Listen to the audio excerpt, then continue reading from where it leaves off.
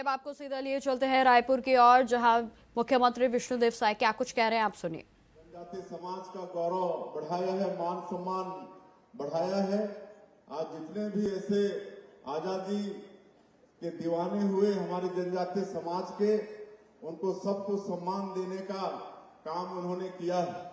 आप सबको मालूम होगा कि रानी दुर्गावती हमारे जनजातीय समाज की बहुत बड़ी वीरांगना थी। आज उनको लेकर मध्य प्रदेश के जबलपुर में बहुत बड़ा संग्रहालय का निर्माण आदरणीय प्रधानमंत्री जी ने कराया है।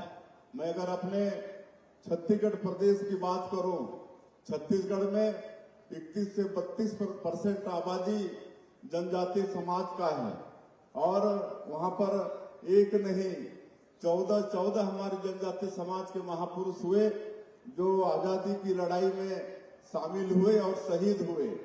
शहीद वीर नारायण सिंह, इन्होंने अंग्रेजों के साथ लड़ाई लड़ी और इनको रायपुर का जो आज जयस्तंभ चौक है वहां पर अंग्रेजों ने फांसी पर लटका दी।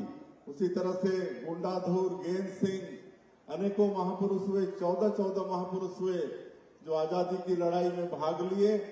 आज उनके लिए हम लोग नया रायपुर जो छत्तीसगढ़ के अंदर में है वहां एक डिजिटल संग्रहालय का निर्माण किए हैं। ये देश का पहला डिजिटल संग्रहालय होगा जिसका लोकार्पण अभी रजत जयंती समारोह में हमारे देश के यशस्वी प्रधानमंत्री 1 नवंबर को जो हमारे प्रदेश का स्थापना दिवस है आदरणीय नरेंद्र मोदी जी ने उसका लोकार्पण किया।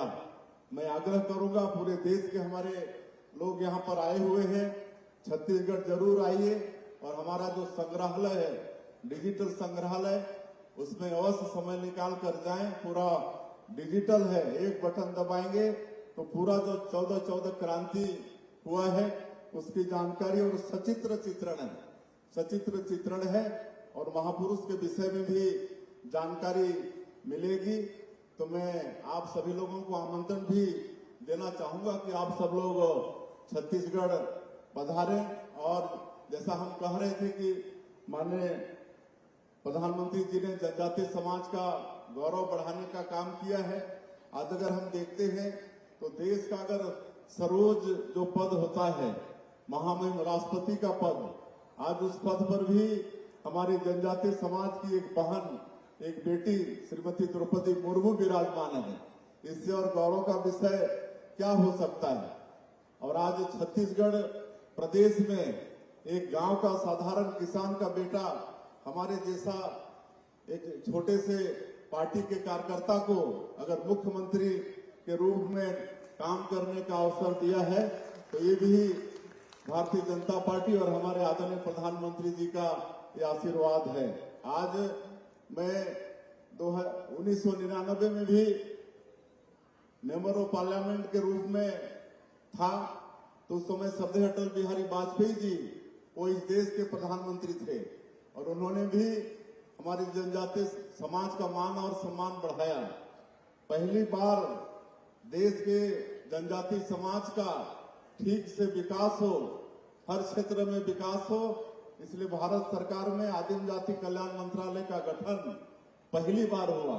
इसके पहले लगातार 53-54 वर्षों तक सरकार रही लेकिन उस सरकार को कभी आदिवासियों का ख्याल नहीं आया। लेकिन श्रद्धेय अटल बिहारी वाजपेयी जी ने हमारी जनजातीय समाज के चहुमुखी विकास के लिए पहली बार भारत सरकार में आदिम जाति कल्याण मंत्रालय का गठन किया। आज इतना ज्यादा उसमें बजट है कि पूरे देश में आज 12 करोड़ से ज्यादा आबादी हमारी जनजातीय समाज का है, उनका विकास हो रहा है। आज माननीय प्रधानमंत्री नरेंद्र मोदी जी जिनका नारा है सबका साथ, सबका विकास, सबका विश्वास और सबका प्रयास, इसको मूल मंत्र मानते हुए वो काम कर रहे हैं। और मेरा भी सौभाग्य है कि जब वो पहली बार इस देश के प्रधानमंत्री हुए तो उस सब में उनके साथ मंत्रिपरिषद में काम करने का मुझे भी सौभाग्य मिला और बड़ी नजदीक से उनके काम को हमने देखा है। जो 140 करोड़ भारतवासियों को अपना परिवार मानते हुए उनके सुख और दुख के लिए रात और दिन चिंता करते हैं, 24 घंटा में 18 घंटा काम करते हैं, उन्होंने भी हम लोगों का मान और सम्मान बढ़ाया है। आज धरती आबा ग्राम उत्कर्ष योजना आज 80,000 करोड़ बजट का, और पूरे देश में जितना भी ट्राइबल क्षेत्र है वहां पर सरकार की योजनाएं तो पहुंचती ही हैं, लेकिन वहां पर और किसी भी तरह से विकास में संसाधन की कमी नहीं हो, इसलिए धरती आबा ग्राम उत्कर्ष योजना। और उसी तरह से जो पीवीटीजी के लोग हैं, जो विशेष पिछड़ी अनुसूचित जनजाति के लोग हैं, जिनको राष्ट्रपति का दत्तक पुत्र भी कहा जाता है, ऐसे पूरे देश में लोग हैं, उनके लिए पीएम जनमन योजना, उसका शुभारंभ माननीय प्रधानमंत्री जी ने किया है, जिसके तहत ऐसे लोगों के बसाहट में आज सड़कें, बिजली, पानी, वहां पर आयुष्मान कार्ड, राशन कार्ड सब कुछ पहुंच रहा है। तो इस तरह से माननीय प्रधानमंत्री जी सभी वर्ग के विकास के लिए और हमारे जनजाति और विशेष पिछड़ी जनजाति समाज के विकास के लिए भी काम कर रहे हैं। तो ये सब हम सब लोगों के लिए सौभाग्य का विषय है। मैं चाहता तो था, बड़ा सुंदर ये जगह है, और जैसा हमारे मंत्री जी ने कहा कि इस लोकोत्सव का उद्देश्य एक ये भी है कि जो पूरे देश और दुनिया में छवि बनी है गोवा की, कि गोवा में पाश्चात्य सभ्यता जोरों पर है, पूरा क्रिश्चियन बाहुल ये प्रदेश है, लेकिन जब हम कल रात में यहाँ के माननीय मुख्यमंत्री और हमारे मित्र